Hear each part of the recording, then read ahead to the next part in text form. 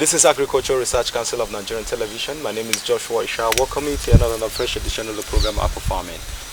Today on the program, we'll be looking at one particular aspect of agriculture or aqua farming that is quite paramount and important.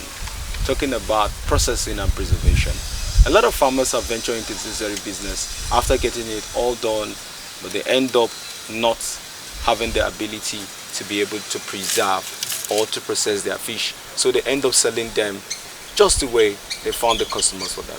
So today we'll be looking at how to add value to it, or its importance of adding value to the whole process. And none other person but Gabriel Wase, who of course is a regular face on the show. He needs no introduction, but then again, to fulfill all righteousness, we just have to introduce him. Mr. Gabriel, it's good to have you on the show. Thank you very much. All right, now in my introduction, we talk about fish processing and preservation. What does this entail? Because I believe fish preservation and processing, they are two different things altogether. But then, in general, what is fish processing and preservation? Yeah, so when we talk about fish preservation, we are referring to all activities that are applied to fish to extend the shelf life and in an wholesome state. Yes, anything that is done to the fish from the point of capture to the point it is consumed to prolong its keeping quality, to prevent it from spoiling, to make it get to the end user in an wholesome state is what we call preservation of fish. Then when it comes to processing and preservation are not exactly the same, in the sense that for processing there is value addition, there is a change in form, there is a change in state. So when you process fish, it has a longer keeping quality or a longer shelf life compared to just preservation. Because preservation is like something that happens quickly, something that is meant just to prevent spoilage, but processing brings in added value. So both are very important, and like I've said the other day, for a farmer who is into the business, if you must prioritize the adoption of technology, processing should be one of them, because it enables you to prevent selling your fish at giveaway prices. Because when you don't have processing facilities, chances are that you ought to sell when you must sell. So you do not have control over your own product. So processing and preservation are very important and are facilities that every farmer should try to have on their farms. Of course, when you dry your fish, for instance, you make more money. When you process your fish, you make more gain. But when you sell them fresh, it's like selling at giveaway prices, especially at a time that there happens to be maybe market glut. So both are important and both must be emulated by all farmers. Let us consider how preservation of fish can be done. It's quite simple. It does not involve a farmer having to go for complex machineries or high or hyper technological processes. It's simple as salt is. It's a preservative. So when you apply salt to your fish, it extends the shelf life, it extends the keeping quality. That fish does not go bad immediately.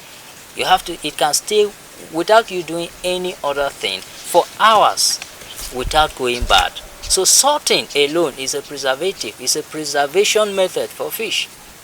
Consider smoking as well. You know, smoking is quite common. And as you can see around here, these are locally fabricated smoking kilns that we use here on the farm. All of these, you don't need to spend so much. You can use the drums. You can even use mud pots to smoke your fish. And we know smoking is of different forms. It can be cold smoking, which only uses smoke without heat, and it takes a longer time, and the shelf life is more is short. You also have what you call the hot smoking, which is most common today.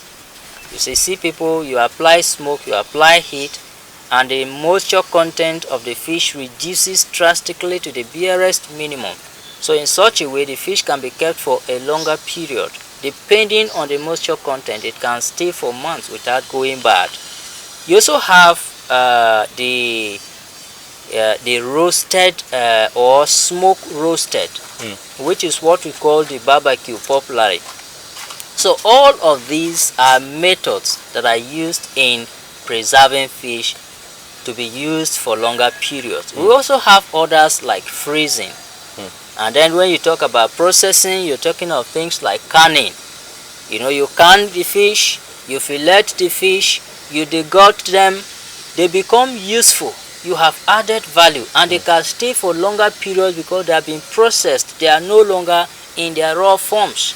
So all of these are important, and when they are done, the farmer makes more money, and he does not sell under stress. Because when your fish is preserved or is processed, you can sell at a time that prices are favorable.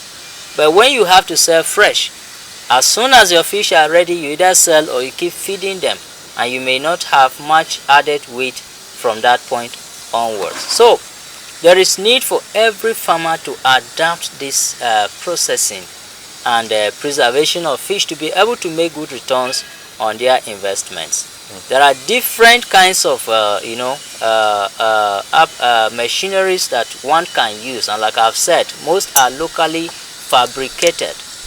So you don't need to go too far or think of something outside the box. Just within your, if you don't have money to fabricate things like this, you can go with just a drum. You can just make a drum, get some iron to put on top, and you have a kiln. You can just use these mud pots, it becomes your smoking kiln. So there are different kinds that one can adapt, and if you are privileged, you can go for the advanced ones. But at whatever capacity a farmer can afford, let there be a processing and preservation unit on the farm.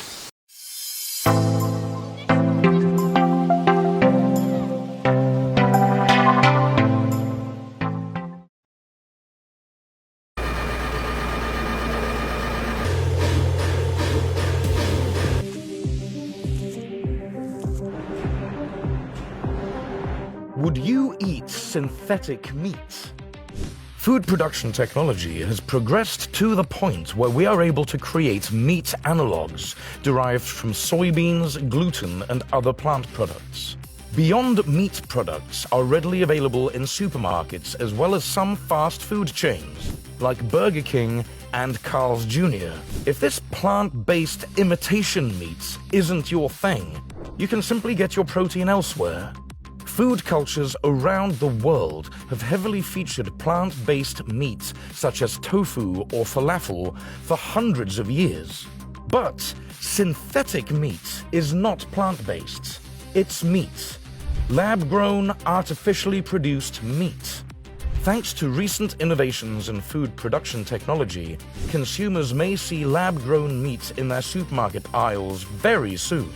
Numerous companies around the world, such as Upside in the United States and Future Meat in Israel, have been hard at work getting ready to bring their lab-grown cultivated meat to the masses. For the first time, they'll be able to say, no animals were harmed in the making of this meat product.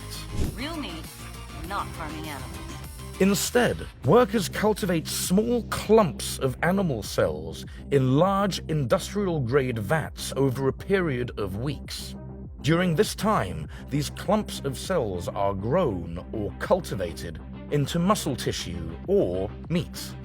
Effectively, this means that Upside is able to manufacture real meat in this facility without harming any animals. But how exactly is this done?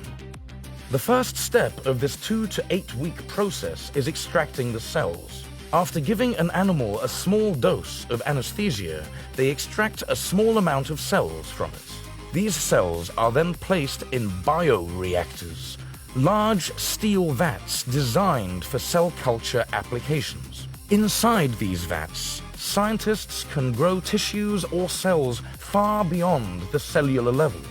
Inside the bioreactor, these cells are fed an oxygen-rich cell culture medium or nutrient broth to further promote their growth. This cell culture medium aims to simulate the environment inside an animal's body. and thus contains nutrients such as amino acid, vitamins, and glucose.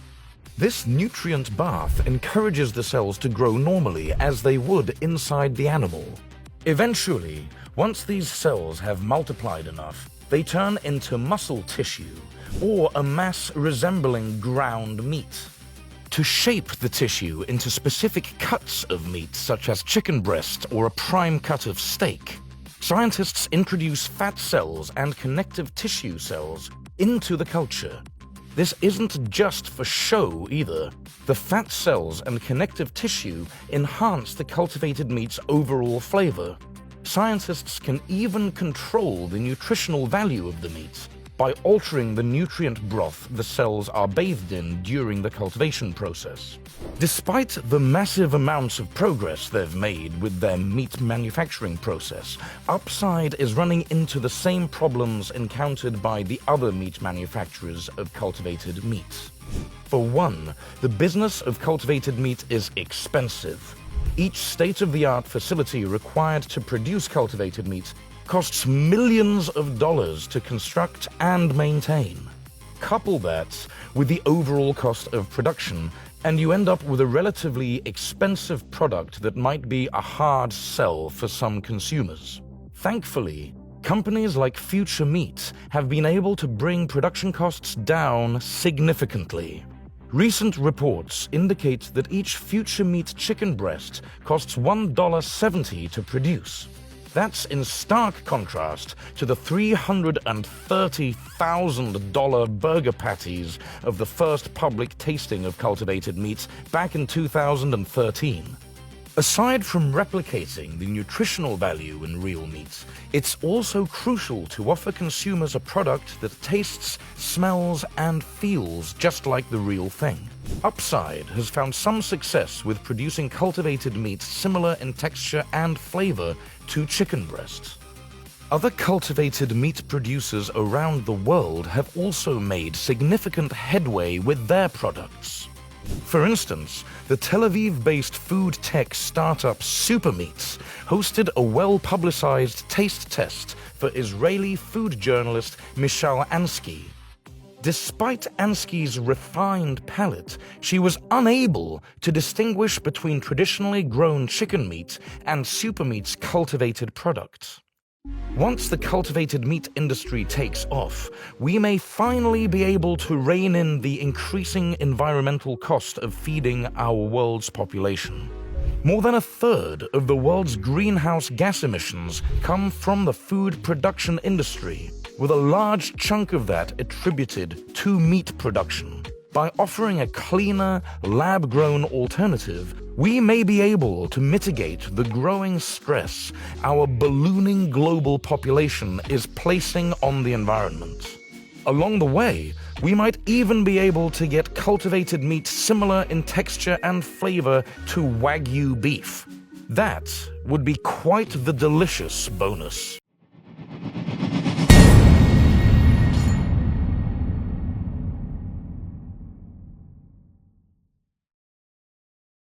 All right. Now, basically, there must be a factor that causes fish spoilage. So, what condition does a fish encounters for it to start degrading? Is it when it's outside the water? Or basically, what causes fish spoilage? Yeah, usually, the entire weight of fish, about 70% of it is accounted for by water. And of course, there is something that we call water activity. Water activity is the amount of water present that supports the activities of microorganisms. So, if fish is made of about 70% of water by body weight, there is no problem when the fish is in water and is alive. But as soon as that fish is brought outside of water, and as soon as that fish dies, the microorganisms that are present in the fish, remember that at every given point in time, there is no water you will see in the pond that is completely pure. There are present in the water pathogens, disease-causing organisms, microbes that degrade. but they cannot act on the fish at that time because the fish is alive, the fish is healthy, the fish is in good condition, so the fish overpowers them. As soon as the fish dies, that water gives them room to begin to operate. So they begin to degrade the tissues. And as the tissues are being degraded, the fish is going bad, and that is where you begin to get or perceive that offensive smell that comes out from the fish. So the water content of that fish supports the activities of microorganisms that makes it to go bad. And that is why you will see that most of the processing and preservation techniques encourage expulsion of water from the fish. Be it smoking, be it drying, be it canning, be it freezing, water has to be forced out of the fish. Be it salting, water has to be forced out of the fish because it is that water. And again, the longer the fish is able to stay before going bad depends on the amount of water that was left after processing or after preservation. So if the fish was smoked, say at maybe the moisture content was like maybe 20% or 25%, you know the fish cannot stay as long as the one that was the moisture content was maybe 15%, which is actually the standard. Because fish that is smoked or dried at 15% moisture content is capable of staying for up to 6 months or even more, depending on how well they are kept. So the water content in that fish is what supports the activities of these microbes, and they degrade the fish, thereby making it to go bad. What makes a processed fish ready for exportation? What makes it good enough for exportation? Because I believe you need to reach a particular standard for you to be exported. Yes, for export, and not just for export but also for local consumption. Because oftentimes we are more concerned about what goes out and other than what happens within. For those of us and other persons who consume fish locally too, we are humans and we wish to be served the best. So not until fish is to be exported before it should comply with local or international standards. Having said that, there are basic tests that your fish must pass if you want to export them. Like your question came, locally most times we don't pay so much attention, even though NAFDAC is doing their best.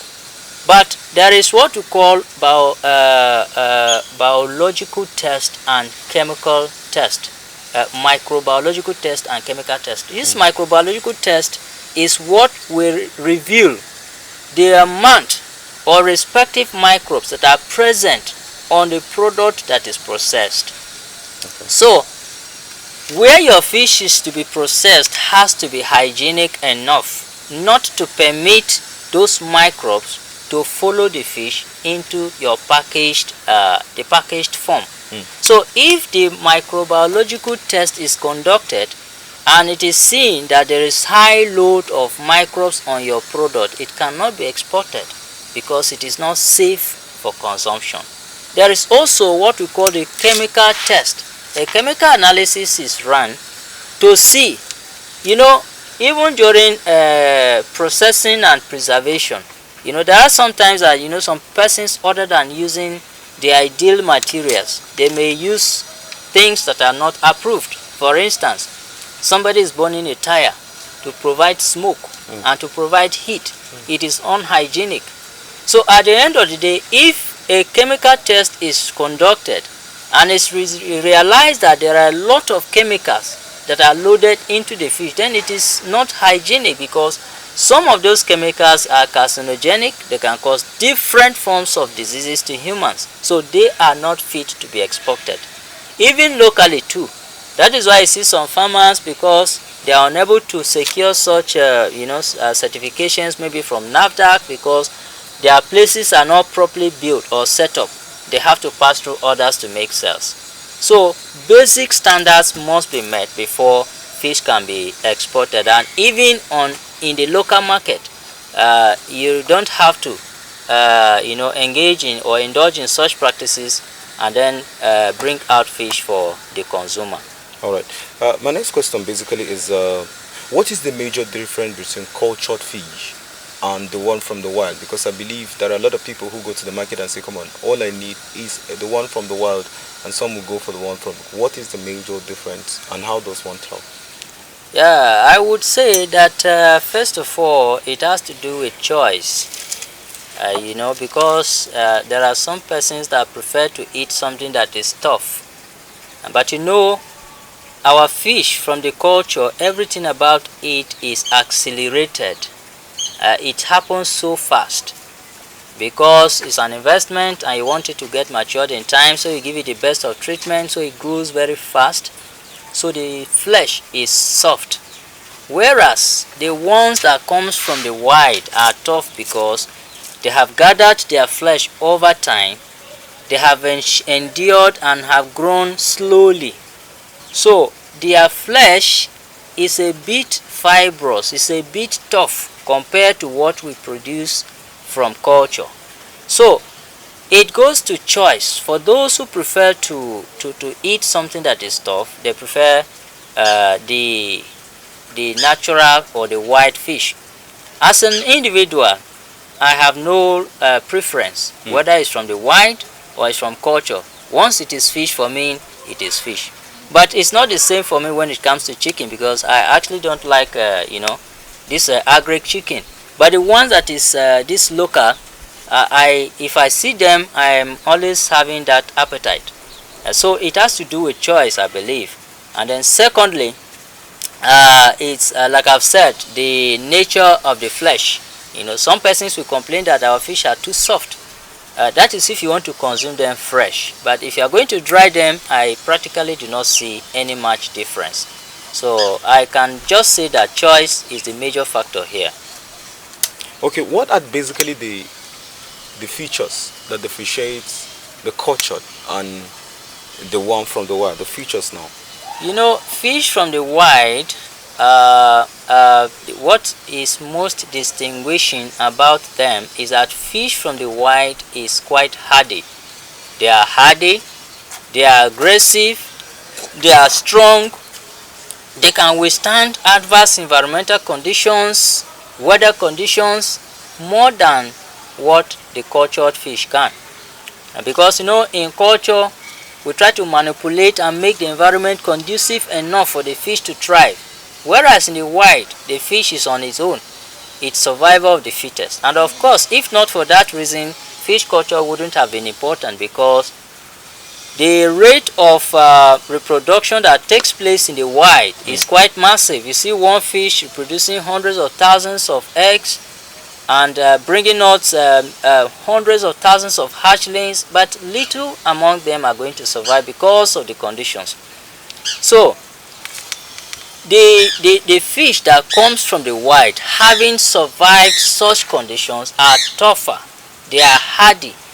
Sometimes we even source broodstock from the wild too, and once you bring them together, you see the difference. You see the strength, you see the energy, you see the toughness. So it's never the same. So it is quite simple when you want to distinguish between the both, because like if you subject both of them to the same difficult conditions, the ones in the wild will survive more than the ones in culture, because the ones in culture are not used to such harsh life. So these are the key differences that one can see from these two. All right. Now, before we go now, basically, what are your last words again, and then share maybe your contact for those of for people who want to reach you, to maybe on as an expert to just share your contact. Yes, as for the last words, I would like to say that to all fish farmers in Nigeria, we must continue to persevere. We must not relent. We are on course, and we know that even the government and well-meaning bodies will come to our aid, and we shall succeed. It is not different with other sectors. The economy is biting hard on everyone, but we must persevere. Just do what is right, and the results will come. For those who may wish to contact me for professional guide in the establishment and management of farms, I can be reached on 080 60 54 7683. I take the number again: 080 60 54 7683. Alternatively, you can contact me on my email, which is denengabriel3@gmail.com. It is spelled DENENGABRIEL3@gmail.com. So these are my contacts. On that note, we come to the end of this episode of the program Aqua Farming. I'm sure you must have learned on processing and, of course, all you need to know about fish preservation. My name remains Joshua Isha, your Aquaman. See you same time, same station. Bye for now.